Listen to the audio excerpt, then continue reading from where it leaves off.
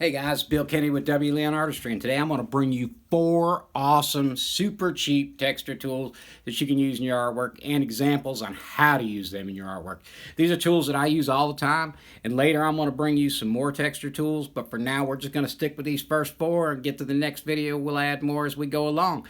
Anyway, we're going to get right to it, so y'all stick with me.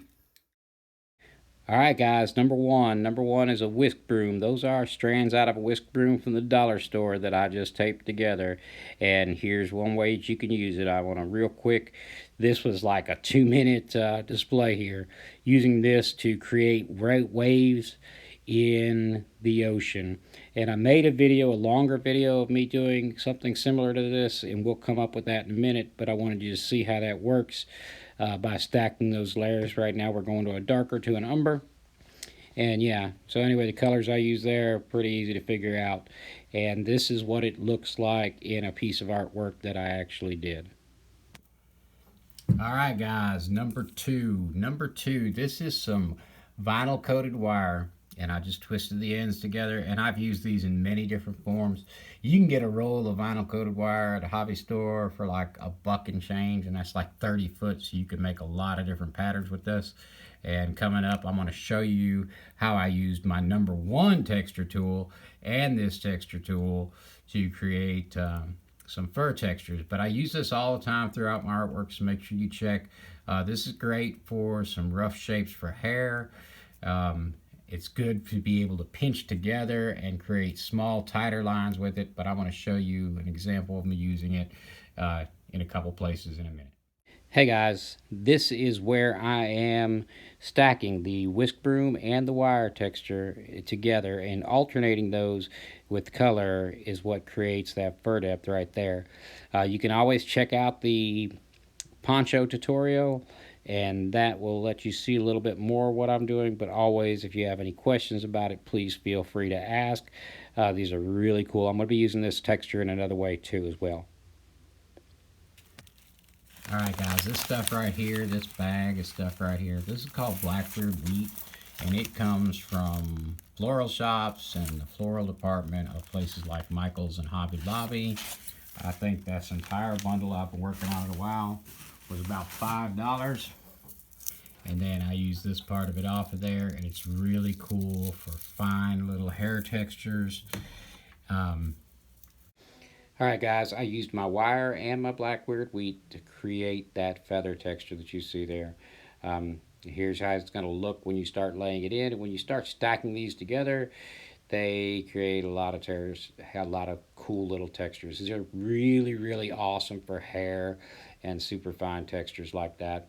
This whole feather took me 5 minutes, I think, to build up like this. So it was just a display piece. It wasn't supposed to be nothing crazy, and it's just a piece on poster board. But after you stack them together, it looks something like that. All right, guys, number 4. Number 4, this is a cheap dollar store paintbrush. I don't even think I paid $1 for it. So, and what I did was cut it up with scissors and made sure that none of the hairs are going to be able to fall out, so that it gets into any of my artwork. And this is so amazingly versatile, but it's really, really awesome for feathers and things like that. And we're going to go through a little example. We're going to stack it with some Blackbeard wheat real quick, and I'm going to build up a picture in just a couple of minutes. I mean, I'm just going to spend a couple of minutes building up an owl face and nothing crazy. I'm not even going to finish the picture, but just to show you how quickly you can build texture with these. Alright guys, you can see I'm going to stack my Blackbeard wheat along with this. My Blackbeard wheat's just going to come in and put some of them fine hairs that come around the owl's face. I don't really have a reference for this. I just sketched something out real fast. You know, just the general off the top of my head piece. So don't expect anything wild and crazy here.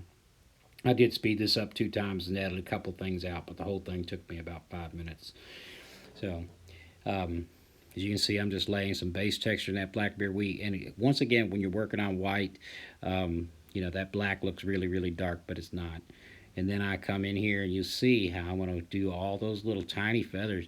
that are really, really, really a pain in the butt with owls. And yeah, just build that up real fast like that. And that's it. All right, guys, we appreciate you stopping by. I hope you found this informative.